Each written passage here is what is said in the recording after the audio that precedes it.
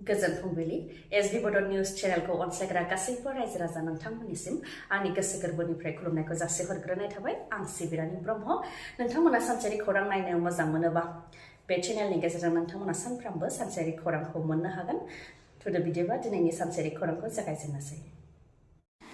BJP दोलोनि खहा नलबारी विधानसभा बियाबनि बर'ख एमएलए आरो मोनसे समनि बीजेपीनि जिल्ला आफादगिरिया बीजेपी दोलोखौ एंगारबाय जाय समाव बीजेपी दोलोआ आसामाव सोरखार सोलिगासिनो दं बा गोहोआव दं बे समावनो मा जाहोननि थाखाय बीजेपी दोलोखौ एंगारदों बेनि सायाव बर'ख एमएलए अशोक शर्मा बिथाङा मा फोरमायथिदों फै जों मिथिनानै लानि फोरमायथिदों दि बीजेपीखौ जोनोम होनायाव आंनि आखाइ गैयाब्लाबो बीजेपीखौ दानायाव आरो बीजेपीखौ गोख्रों खालामनायाव गोबां खामानि मावदोंमोन बीजेपी दोलोआ आसामाव सोरखार दानाय समाव आं मोनसे जिल्लानि आफादगिरिबोमोन नाथाय सेथि सोरखार थांनायनि उनाव नैथि सोरखार जानायावसो बीजेपीखौ एंगारदों जेराव बीजेपीनि गाज्रि समय फैयाखैमोन मोजां समानो जागासिनो दं अब्लाबो बीजेपी दोलोखौ एंगारदों 2021 मायथाइयाव जेब्ला टिकेट मोनाखैमोन अब्लाबो बीजेपीनि हेंथा जेबो खालामाखैमोन आरो दोलोनि जानानै खामानिखौ मावदोंमोन दा बीजेपीनिफ्राय उदां जाबाय आरो 9 आगस्टआव कंग्रेस दोलोआव हाबगोन होननानै फोरमायथिदों बिथाङा आरो मा जाहोननि थाखाय बीजेपी दोलोखौ एंगारदों बेनि सायाव बिथाङा बुंथिदों दि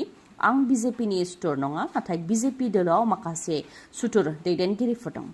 जाय बीजेपीनि गागि दैदेनगिरिफोरखौ एसेबो मान सन्मान होआ जेराव आंनि बियाबाव आंनि गामियाव बीजेपीनि मिटिं जानायावबो जेबो हांख्राय हरा बेबायदि माखासे दैदेनगिरिफोर दं बीजेपी दोलोआव बेनि अनगायैबो बीजेपी दोलोनि गागि दैदेनगिरिफोरनि दुखुफोरखौ जेबो खोनासंनो नागिरा जायनि थाखाय बीजेपी दोलोखौ एंगारबाय होननानै फोरमायथिदों बर'ख एमएलए अशोक शर्मा बिथाङा आरो फैगौ 9 आगस्टआव कंग्रेस दोलोआव हाबगोन होननानैबो फोरमायथिबावदों बिथाङा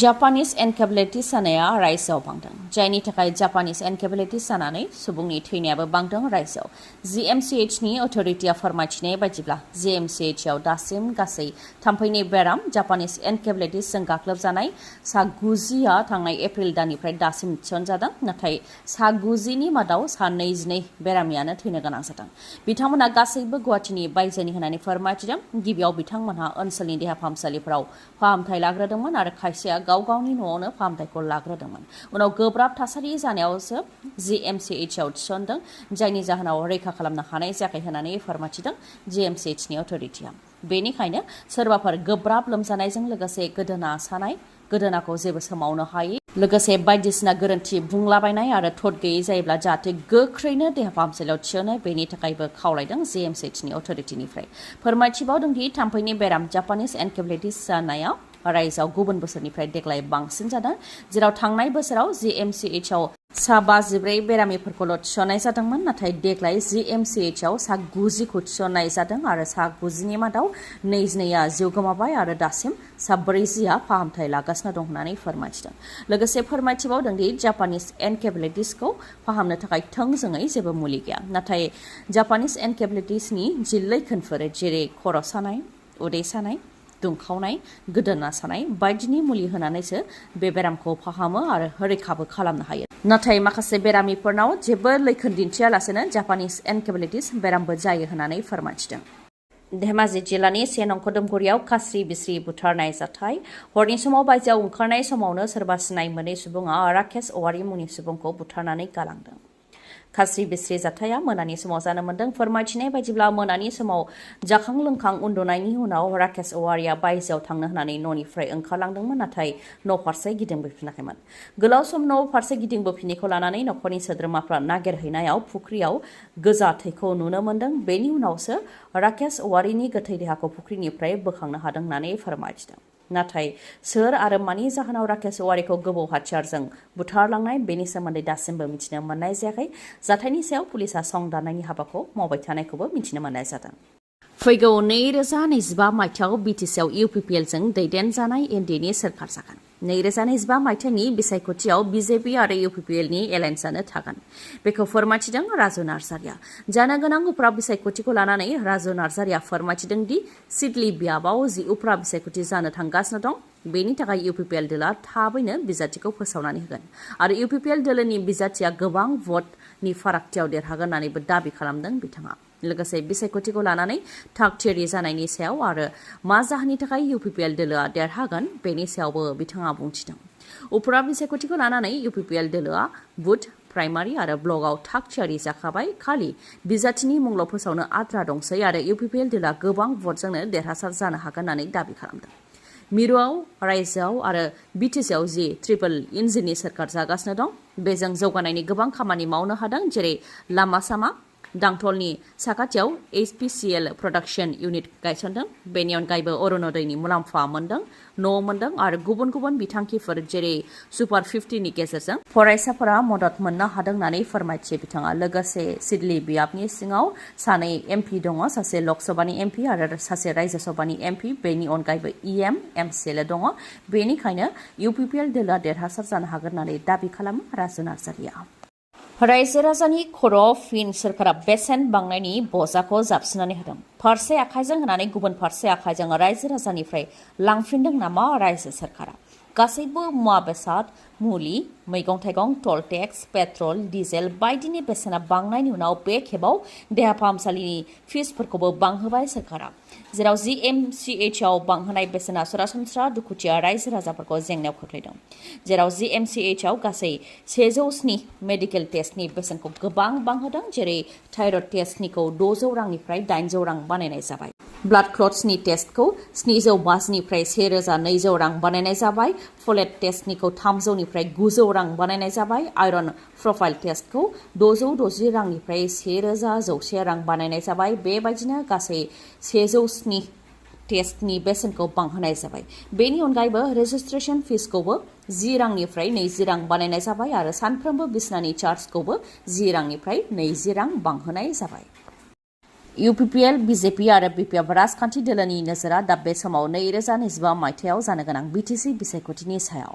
2025 मायथाइयाव जानो गोनां BTC बिसायख'थिखौ लानानै UPPL दोला थाग थियारि जादों आरो थांनाय साननैसोनिफ्रायनो जयनिं हाबाफारिबो लादों जेराव UPPL आरो BJP राजखान्थि दोलानो BTCआव फिन सोरखार दागोन होननानैबो दाबि खालामबोदों UPPL दोलोनिफ्राय ओजोंहाय BPFनि नोजोराबो 2025 मायथाइनि BTC बिसायख'थिनि सायाव BPF दोलोखौ सोरखाराव लाबोफिननो थाखाय नारा नाथा नाजादों आरो BPF दोलोआ फिन सोरखाराव फैगोन होननानैबो दाबि खालामदों BPF दोलोनि दैदेनगिरिफोरजों लोगोसे मावथिफोरा BTC बिसायख'थिखौ नोजोर होनानै तामुलपुरनि नाग्रिजुलि ब्लक BPFआ मिटिं खुंदों जेराव गोदान आफाद दानायजों लोगोसे जयनिं हाबाफारि बा हेफाजाब होनाय हाबाफारिबो खुंदों गुबुन गुबुन दोलोजों लोगोसे कंग्रेस दोलोनिफ्राय गासै 80 सोद्रोमाफोरा BPF दोलोआव हाबफैदों होननानै फोरमायथिदों बिथांमोनहा लोगोसे BPF दोलोनिफ्राय बेखौनो फोरमायथिदों दि UPPL हाथाव BTC बचाव स्लगानजों BPF दोला खामानिखौ मावदों BTCखौ रैखा खालामनो थाखाय शिक्षादलखौ रैखा खालामनो थाखाय आरो सिगांनि बायदि गोख्रों खालामनो थाखाय आरो साख्रि होनो थाखाय गाव हारसिङै थांखि लानो हानाय बायदि आरो गुबुन गुबुन थांखिफोरखौ गाव हारसिङै लानो हानाय बायदि बे थांखिजों BPF दोला खामानिखौ मावगासिनो दं होननानै फोरमायथिदों दिनैनि सानाव शिक्षादलनि गोहोआ गैयै बायदि जाबाय प्रमद बर'आ गासै गोहोखौ हेमन्त बिश्व शर्मानो गथायनानै होजोबबाय होननानैबो बुंथियो बेनि अनगायैबो बुंथिबावोदि UPPL सोरखारा थारलायै फेलें जादों नखर नखर साख्रि मोनसे भट मोनसे साख्रि होनो जि रादाय होदोंमोन बेयाव फेलें जादों BTCखौ सुइजारलेण्ड बानायनो जि खोथा होदोंमोन नाथाय बेयो जेबो मोगथां महर मोनाखै लोगोसे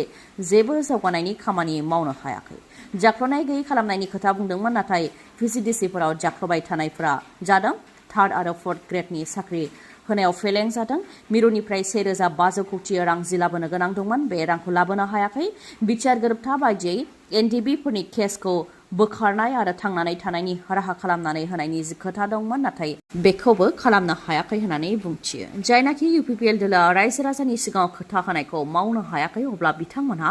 रायजो राजानि सिगाङाव थांनानै जों रादाय होनायफोरखौ जों मावफुंबाय आरो जोंनो भट होबावोबा बेनिफ्राय साबसिन खामानि मावनो हागोन होननानै बुंहैनो हानायनि जेबो खोथा गैया बेनिखायनो BPF दोलानो सोरखार दागोना रोखा होननानै दाबि खालामदों BPF दोलोनिफ्राय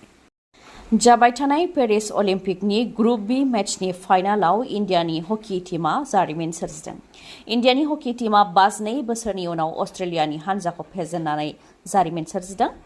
इन्डिया टीमनि हरमनप्रीत सिंह बिथांनि दैदेननायाव भारतनि हानजाया 3-2 स्करनि फारागथियाव देरहानानै जारिमिन सोरजिदों ग्रुप बी नि मेचआव भारतनि हानजाया दा सेकेन्ड पजिशनाव दङ मोनबा खेलानि मादाव मोनथामाव इन्डियानि हानजाया देरहासार जानो हादों मोनसे ड्र आरो मोनसेयाव जेननो गोनां जादों गासै 10 पइन्टआव दङ भारतनि हकी हानजाया मख'नो गोनांदि जाबाय थानाय पेरिस अलिम्पिकआव चाइनाया दासिम बयनिख्रुइबो बांसिन मेडेल देरहासारनो हाबाय गासै 33 मेडेल देरहासारनो हाबाय बेनि मादाव 13 सनानि मेडेल 9 सिलभार सिलभार मेडेल आरो मोनगुआ ब्रन्ज मेडेल चाइनानि उनाव दङ फ्रान्स हादर गासै मोनथाम जिद' मेडेल देरहासारनो हाबाय बेनि मादाव मोनजिसे सनानि मेडेल मोनजिनै सिलभार मेडेल आरो मोनजिथामा ब्रन्ज मेडेल बेनि उनाव दङ अस्ट्रेलिया गासै मोननैजिनै मेडेल देरहासारनो हाबाय इउनाइटेड स्टेट्सआ गासै मोनब्रैजिथाम ग्रेट ब्रिटेनआ गासै मोननैजिस्नि जापानआ गासै मोनजिदाइन साउथ करियाया गासै मोनजिद' इटलीया गासै मोनजिस्नि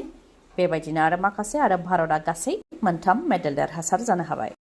चिरां जिल्ला सान्थिपुरनि रायजो राजाफोरनि थाखाय मोनसे जोबोद गोजोनथाव खौरां नोंथांमोना मटर साइकेल बा स्कुटि बायनो थाखाय गुबुन जायगायाव थांनांगौनि जेबो गोनांथि गैलिया सान्थिपुर बाजारावनो नोंथांमोननि थाखाय गोदानै बेखेवबाय बागुरुम्बा टिभिएस श'रुम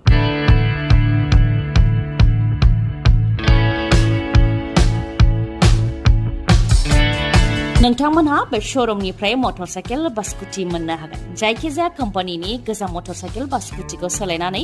गोदान मटर साइकेल बा स्कुटि मोननो हानायनिबो खाबु दं बे बागुरुम्बा श'रुमाव लोगोसे नोंथांमोनहा बायदि बायदि अफारफोरबो मोननो हागोन जेरै बेसेन नाङालासे 5 लिटार पेट्रल मोननो हागोन हेलमेट मोननो हागोन आरो सिट कभार मोननो हागोन बेनि अनगायैबो नोंथांमोनहा खम रां होग्रोनानैनो मटर साइकेल बा स्कुटिखौ मोननो हागोन बेनिफ्राय साबसिन आरो मा खाबु थानो हाबावगौ सान्थिपुराव थानाय बागुरुम्बा टिभि श'रुमाव नोंथांमोनहा गोख्रैनो थांदो आरो गावनि लुबैनाय स्कुटि बा मटर साइकेलखौ नोंथांमोनहा बायनानै लाबोदो बागुरुम्बा टिभि श'रुमनि सोमोन्दै नोंथांमोनहा माबाफोर मिथिबावनोबा 7039353599 बे नाम्बाराव खौरां हरनो हागोन गोजोन्थों खौरांखौ जोबजासे नायनायनि थाखाय गोजोन्थों नोंथाङा दासिमबो एसबि बड' निउस चेनेलखौ साबस्क्राइब खालामनानै लायाखैबा गोख्रैनो साबस्क्राइबखौ खालामनानै लादो आरो बेल आइकनखौबो क्लिक खालामदो जाहाथे खौरां फोसावनाय लोगो लोगोनो नोंथांनाव गिबिसिन आंनि खौराङा सौहैयो गोजोन्थों